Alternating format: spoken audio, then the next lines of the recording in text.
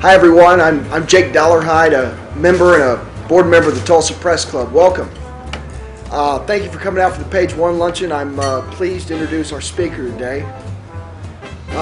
Former University of Tulsa quarterback Bill Blankenship was promoted as a 28th head coach in school history on January 14, 2011. Coach Blankenship spent the last 4 years as assistant coach for the Golden Hurricane, returned to his alma mater in January of 2007 to coach the wide receivers. 2008, Blankenship was named special teams coordinator. In 2009, had the responsibilities of running backs coach as well. Before entering the collegiate ranks, he spent 22 years as an Oklahoma high school football coach, and boy, was he a good one. Of those 22 years, 14 were spent at Union High School, where he compiled an impressive record of 154-26. His teams made the state playoffs all 14 years. He appeared in 7 state championship games, and he won 3 state championships, 6A titles in 2002, 2004, and 2005. With TU football, the future's now, as proven by the season's non-conference schedule. And please join me in welcoming Coach Blankenship.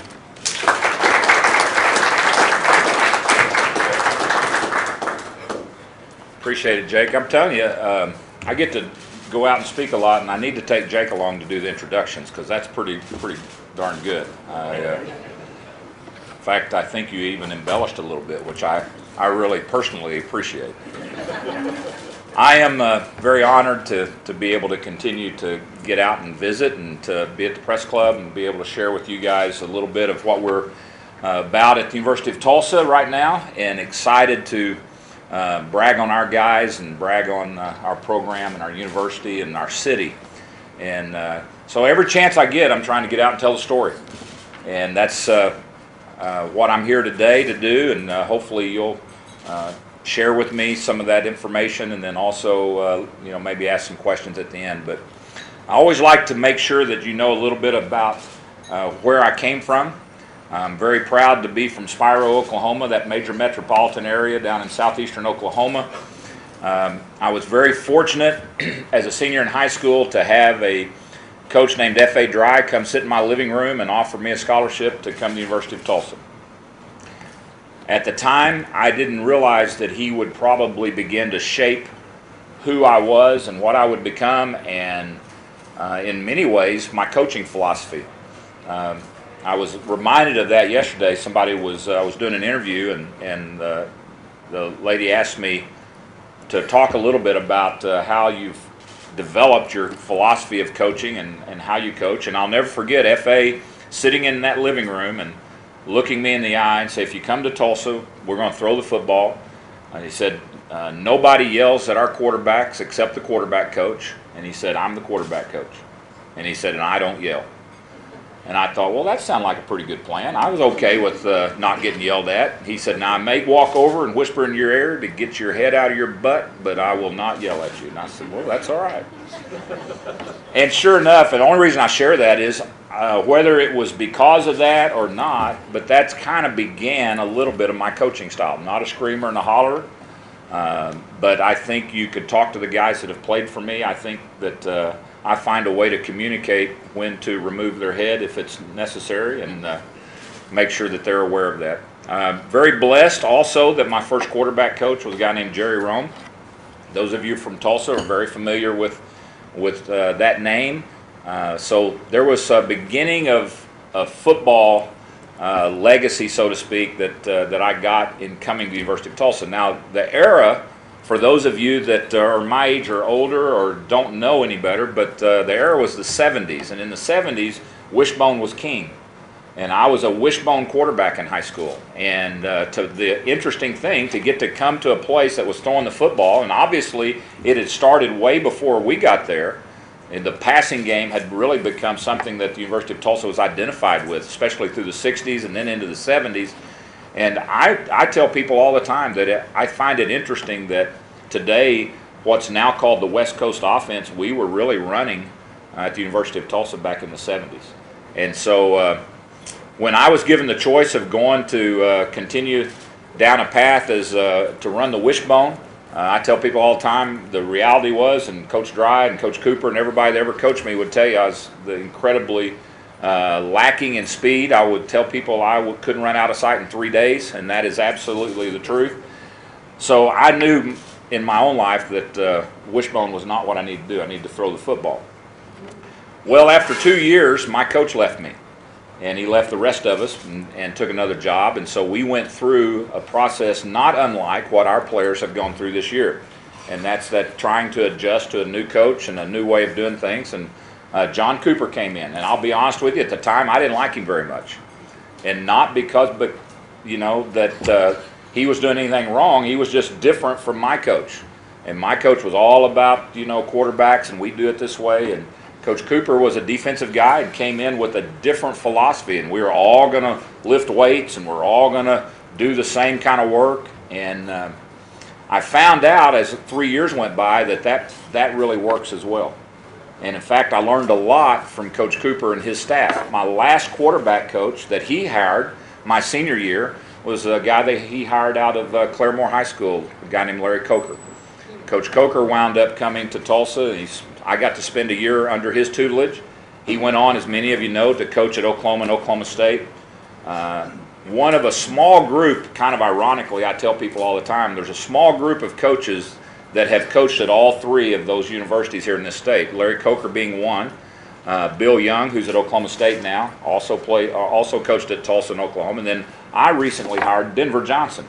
And Denver's been the offensive line coach now at all three of those schools in this state. So I think that's kind of an interesting scenario. But anyway, getting back to my story, those were the men that influenced me and really kind of shaped my coaching style and coaching philosophy. And then as Jake shared with you, obviously I went into high school coaching and spent quite a few years doing that.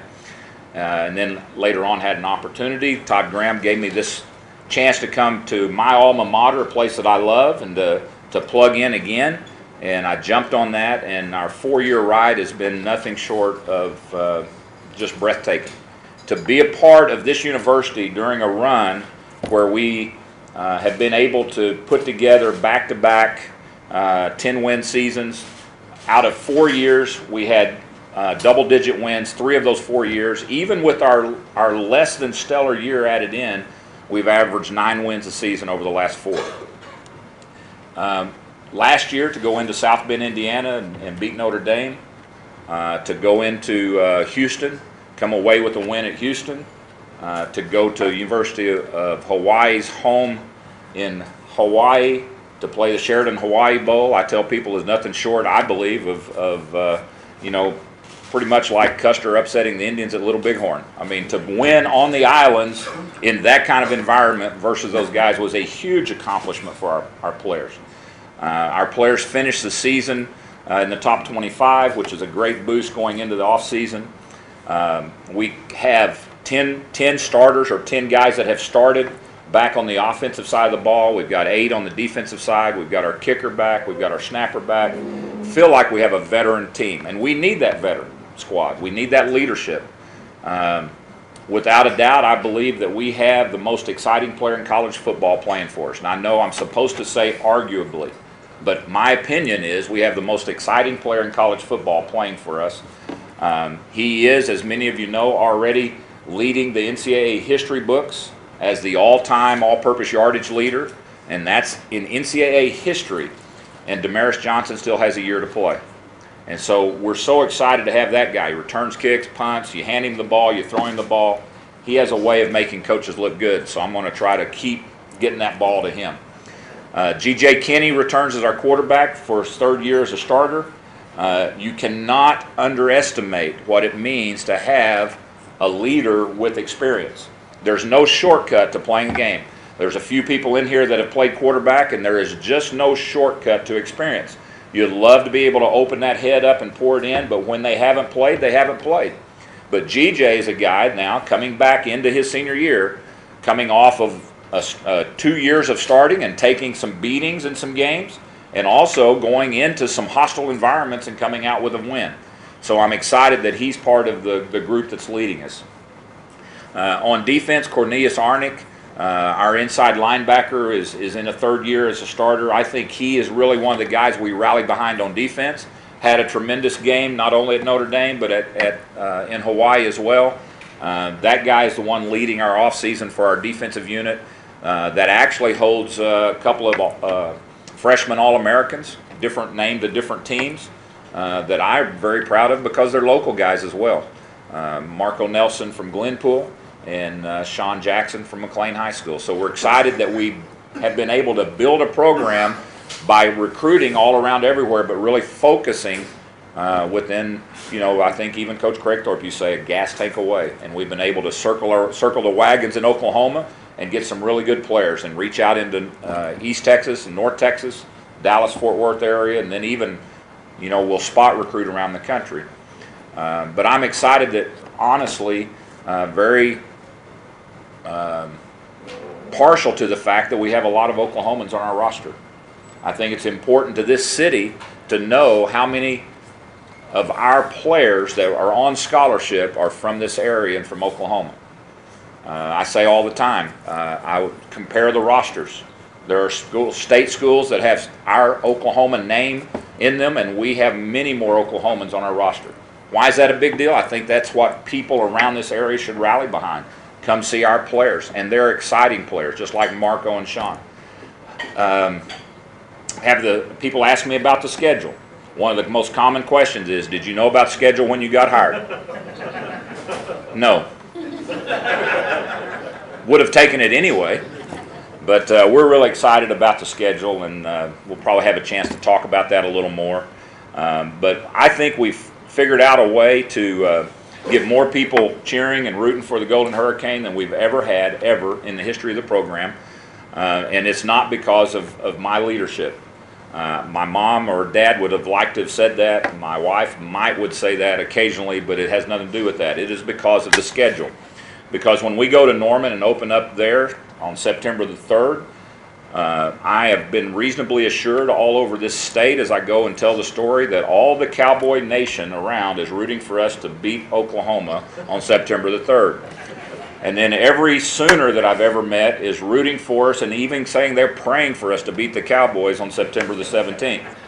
And I haven't found anybody in Oklahoma that doesn't like or that likes Boise State. And so we're pretty sure that they're all rooting for us when we go to Boise State. So we're just trying to rally that feel good and get people behind the Golden Hurricane and come out and watch us play. We think we've got a great home schedule. And it's been exciting to see the people that are, rallying up and buying season tickets and saying they're going to support us. And so I really can't wait for the season to get started.